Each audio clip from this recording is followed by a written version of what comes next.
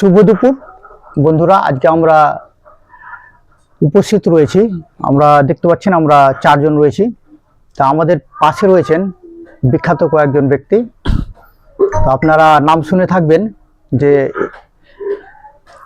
ভাষা আন্দোলনের যে শহীদ আবু বরকত, আর সকলেই চেনেন, যাকে নিয়ে 21শে ফেব্রুয়ারি শহীদ দিবস পালিত হয় প্রত্যেক বছর ভারত এবং বাংলাদেশে।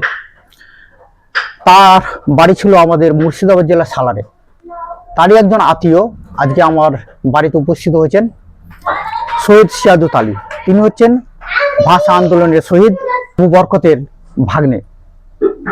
তো তাকে নিয়ে তিনি বেশ কিছু বইও সম্পাদনা বই লেখালেখি করেছেন, গবেষণা করেছেন এবং একটা একাডেমি প্রতিষ্ঠা করার চেষ্টা চালিয়ে যাচ্ছেন অনেকদিন ধরে।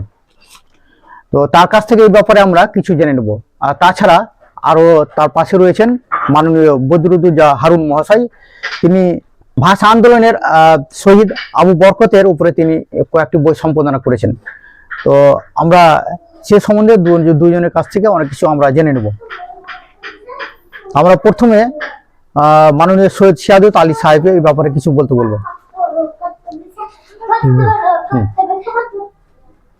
আমার নাম সৈয়দ সিয়াদত আলী।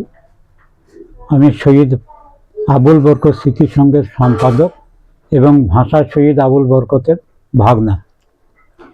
বাবলার বরকত কখন যেন দুই বাংলার বরকত হয়ে যায়। তার আজিমপুরে কবরের ফলকে সেই পরিচিত জলজল করছে।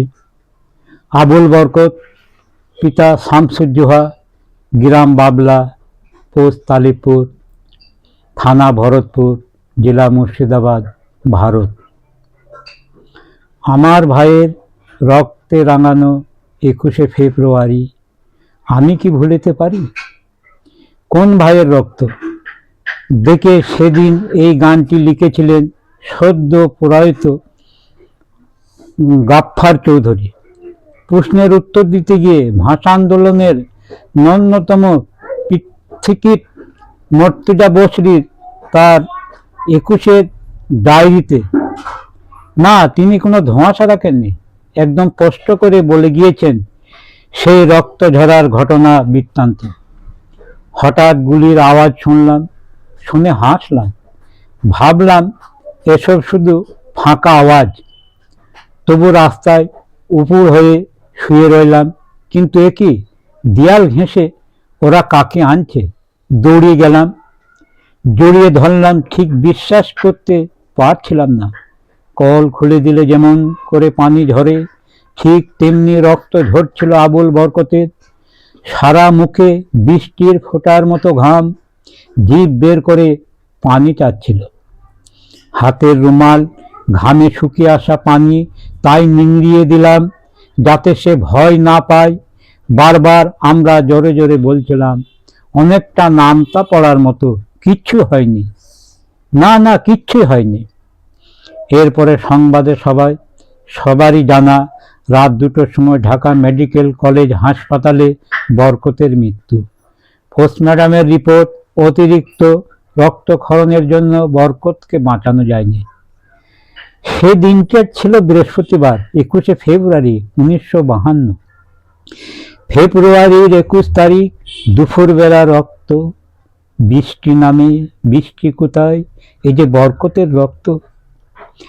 তার কালজয়ী কবিতায় বরকতের রক্ত ঝরার কথা লিখে গিয়েছেন কিংবদন্তি কবি আল মাহমুদ। অথচ কি আশ্চর্য, মণিকাঞ্চন যোগ সেই একই বৃহস্পতিবারে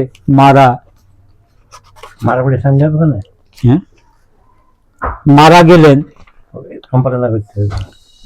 আল মাহমুদের প্রিয় ছেলে, তার সর্বকালের ছায়া সঙ্গী শফিক আল মাহমুদ। 1952-র 21শে ফেব্রুয়ারি টকবগে তরুণ রক্তের বরকতের রক্ত দিয়ে কবিতা লিখেছিলেন। বাংলাদেশের স্বাধীন হওয়ার পর 1975 সালে পরিণত বয়সে পানকবরির রক্ত নিয়ে গল্পের ডালি সাজিয়েছিলেন। তিনি কি জানতেন 2019 সালের পর বাঙালির আর এক বিলাপের মাস ফেব্রুয়ারি মাস আর কোনোদিন ফিরে আসবে না তার জীবনে। সে বছরের ফেব্রুয়ারি 14 বৃহস্পতিবার হবে তার জীবনের অন্তিম বৃহস্পতিবার। যেমন জানতেন না অমর একুশের কালজয়ী গানের স্রষ্টা আব্দুল গাফফার 1952 21 ফেব্রুয়ারি গানের যে জন্মকথা। এখানে বৃহস্পতিবার একটা এমন একটা জিনিস, বৃহস্পতিবারে কিন্তু 21 ফেব্রুয়ারি গানের যিনি রচয়িতা তিনি মারা গেছেন। বৃহস্পতিবারে ভাষা শহীদ আবুল বরকত মারা গেছেন। বৃহস্পতিবারে বরকতের মা বাংলাদেশ যেহেতু বলছেন, এক বৃহস্পতিবার আমার আবাই মারা গেল, ডাকনাম আবাই ডাকনাম। আমার ভাই রক্তে রাঙানো 21 ফেব্রুয়ারি, এই বইটা এটা হচ্ছে যে এমন একটা বই, এই বইটার মধ্যে আমরা যে প্রত্যেক একটা জিনিস তো জানি যে প্রতি বছর 21 ফেব্রুয়ারি যখনই আসে তো সারা শুধু আমাদের দুই বাংলা বা বাইরের বাংলা নয়, ওটা পৃথিবীতে একটা সুরে জাগরণ ওঠে। আমার ভাইয়ের রক্তে রাঙানো 21 ফেব্রুয়ারি আমি কি ভুলিতে পারি। কিন্তু আমরা কি জানি এই যে ফেব্রুয়ারি 21 তারিখে কোন ভাইয়ের রক্ত, যে ভাইয়ের রক্ত লেগে ওই গানটা লিখেছিলেন যিনি, সেটা হচ্ছেন যে আব্দুল গাফফার। এই গানটার রচয়িতা ছিলেন তিনি, কিন্তু লিখেছেন ওইটা, আমার ভাই রক্তে রাঙানো 21 ফেব্রুয়ারি আমি কি ভুলিতে পারি, ছেলে হারা শত মায়ের অশ্রু গড়া এ ফেব্রুয়ারি আমি কি ভুলিতে পারি। এই যে গানের জন্ম ইতিহাসটা হয়েছিল আবুল বরকতকে দেখে, সেটা নিয়ে এই যে বিশাল এই যে বইটা যদি কাহিনীটা পড়া যায় এই বইটার মধ্যে, তাহলে দেখা যাবে এই যে যাকে আমরা বলি। আর শহীদ মিনার যেটা এখন দাঁড়িয়ে আছে, আজকে বাংলাদেশে ভাঙার পাড়া চলছে, সবকিছু ভাঙা। কিন্তু আমি একটা কথা বলতে চাইছি এখানে, যে ওই শহীদ মিনারটা বাংলাদেশকে ভাঙার ক্ষমতা আজ পর্যন্ত কারো হয়নি, কোনো সরকারের হবে না, কোনো শক্তির হবে না। কারণ এই একটি জন্ম ইতিহাস আছে, সেই ইতিহাসটা কি হবে এবং শহীদ মিনার আজানটা হয়ে যাবে। বলেন। ভাষা শহীদ আবুল বরকতের 96তম জন্মদিন উপলক্ষে এই বইটি প্রথম লেখা হয়েছিল এবং এটা প্রকাশিত হয়েছিল মাসান্তিক নতুন গতি ফেব্রুয়ারি 2022-এ। আচ্ছা। তারপরে এটা সেই কাহিনী নিয়ে এটা একটা বই বের করা হয়েছে। এইটা হচ্ছে যে এই যে বাবলার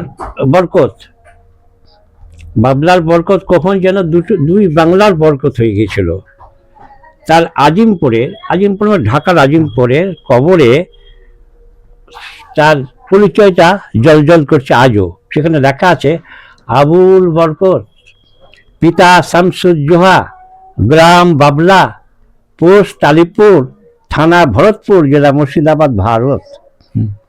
অর্থাৎ আমরা আন্তর্জাতিক যে ভাষা শহীদকে জানি বা চিনি, তিনি এদেশের নাগরিক, পড়তে গেছিলেন, পড়তে গিয়ে শহীদ হয়েছেন এবং তদানীন্তন সরকার ওই একটা ভাষা শহীদকে স্বীকৃতি দিয়েছিল যে এই প্রকৃত শহীদ হয়েছে। এবং তার জন্য তার মৃত্যু ঘটার পরে ওই আমার ভাই রক্তে রাঙানো 21 ফেব্রুয়ারি আমি কি ভুলিতে পারি, এই যে গান প্রতিদিন 21 ফেব্রুয়ারি আমাদের মনে এসে ধাক্কা মারে, সেই গানটা রচনা করেছিলেন আব্দুল গাফফার। বরকতের সঙ্গে একই তখন ইউনিভার্সিটিতে পড়তেন, ওর 2 ক্লাস নিচে ছিলেন ঢাকা ইউনিভার্সিটিতে। উনি গানটা দেখলেন এবং উনি বললেন যে বরকতকে দেখে, ওর লাশ দেখে আমার ওই গানটার কথা মনে এসেছিল, আমার ভাই রক্তে রাঙানো 21 ফেব্রুয়ারি আমি কি ভুলিতে পারি। এরপরে আজিমপুরে যে গোরস্থানটা রয়েছে ভাষা শহীদ বরকতের পরে, আজকে আমরা যাকে শহীদ মিনার বলি, যে শহীদ মিনারে রাষ্ট্রপতি হোক, যে হোক, দেশ বিদেশে রাষ্ট্রদূত হোক, সকলকে যে তাকে শ্রদ্ধা জানাতে হয় যখন 21 ফেব্রুয়ারি আসে। এবং সেই জল করছে যে শহীদ মিনারটা, সেই মিনারটা মুরল এতে চিত্রে করা হয়েছিল, এটা শহীদ আবুল বরকতের মাকে দেখে যে শিল্পী নকশাটা ডিজাইন করেছিল।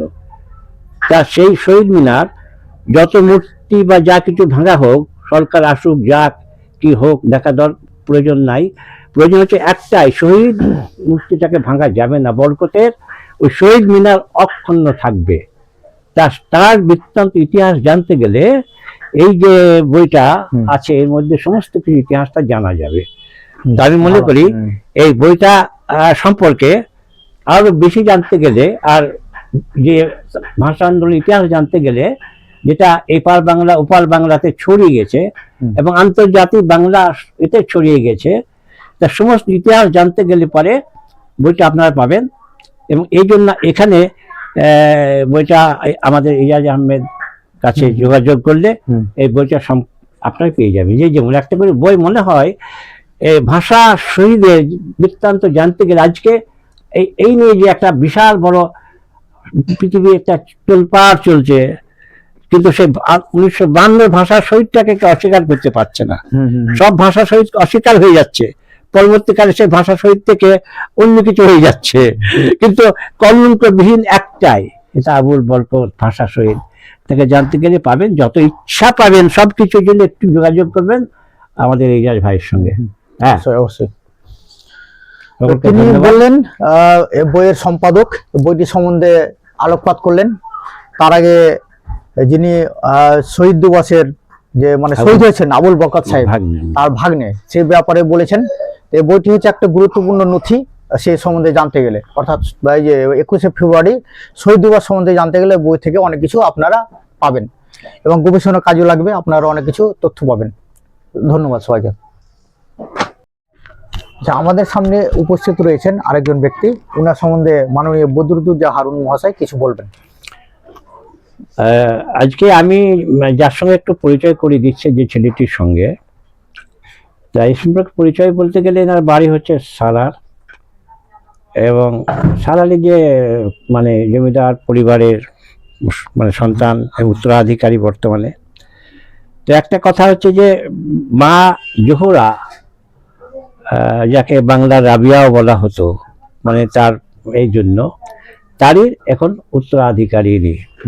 তো একটা কথা শুধু বলবো এইটুকুই, মা জোহরা সম্পর্কে যে একটা সেন্টার করা হয়েছে, সেখানে স্টাডি এবং লাইব্রেরি অর্থাৎ গবেষণামূলক কাজ যেখানে হবে তার একটা ব্যবস্থা করেছে। একটা শুধু প্রশ্ন উঠে মাঝে মাঝে আমারও মনে হতো যে বাংলার রাবিয়া কেন বলা হয়? রাবিয়া বসরি তো আমরা জানি যে রাবিয়া বসরি তিনি হচ্ছেন বিখ্যাত সাধক তাপসী, তো বাংলাতে কি করে হলো? এইটার বৃত্তান্ত খুঁজতে গিয়ে আমি গবেষণা করে এদের কাছে গিয়েছিলাম। ইনার আব্বা যিনি ছিলেন মানে এবং এই বড় চাচা, তাদের কাছ থেকে ইতিহাসটা খুঁজলাম। তখন দেখলাম যে আমাদের ফুরফুরা শরীফের যে হযরত আবু বকর সিদ্দিকী, যার নামটা সবাই জানে, তুয়া সিদ্দিকের বড় মানে দাদা হুজুর, তা তিনি প্রথম এই এসছিলেন শাহপুরে, যেখানে এনার কবর আছে, ওনাকে বাংলার রাবিয়া হিসেবে ঘোষণা করে দিয়ে গিয়েছিলেন। তিনি হচ্ছেন এনার মুরিদ, অর্থাৎ ওই বাংলা যাকে বলা হচ্ছে ওনার মানে খলিফা আছেন উনি, প্রতিনিধি আর কি। তো 35 জন যে প্রতিনিধি আছে বাংলাতে, সব কিন্তু এর কাছ থেকে নেওয়া হয়েছিল। মানিকতলা পীর সাহেবের কন্যাইনি, উনি কিন্তু কার কিছু দিয়ে যাননি, সব এর কাছে যে পর্দার মধ্যে থেকে সব খিলাফত বা যাকে প্রতিনিধি বলি তার প্রতিনিধিত্ব করেছিলেন। সেই বিষয়ে গবেষণার জন্য অনেকের অজানা আছে ইতিহাসগুলো, সেই জানার জন্য, এবং সেটা শীঘ্রই কাজ শুরু হবে। তিনি একটি গবেষণামূলক একটা লাইব্রেরি প্রতিষ্ঠা করেছেন, সেই লাইব্রেরিটির নামটি যদি বলেন। মা Zohra minority library and information centre. এখানে অনেক রকমের বই রয়েছে এবং কেউ যদি বই ডোনেট করতে চান আপনারা পাঠাতে পারেন। সেখানে অনেক ধরনের বই সংগ্রহশালা হিসাবে তৈরি করেছেন।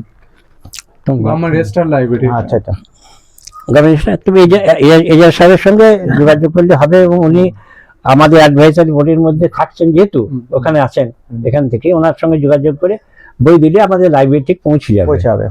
কারণ সালার কলেজে যিনি আছেন একজন অধ্যাপক বা যেখানে আছেন ওখানে অনেকেই তাদের মাধ্যমে পৌঁছে যাবে। ইজাজ ভাই নিজেও গিয়ে পৌঁছে দিতে পারবেন বা ইনি যাবেন, সব ঠিকই আছে, এইটার ব্যাপার। ঠিক আছে, ধন্যবাদ।